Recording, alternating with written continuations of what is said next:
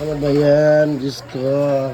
Di, maaraw na, wala nang high tide pero Diyos ko, na, ganito pa rin ang klima sa amin. Napaka sobrang baho dumi ng tubig. Yan po, grabe. Diba? Napaka-itim at napaka-dumi. Wala na bang pagbabago talaga ang mababang lupa ng San Agustin. Yan po guys. Sobrang dumi at baho. Diba? Wala na pong high tide.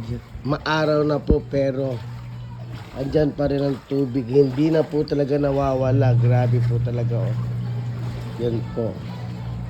Bibili lang po ako ng ulam kaya po ako napasok dito sa looban. No choice po tayo guys. Kung hindi magtiyaga at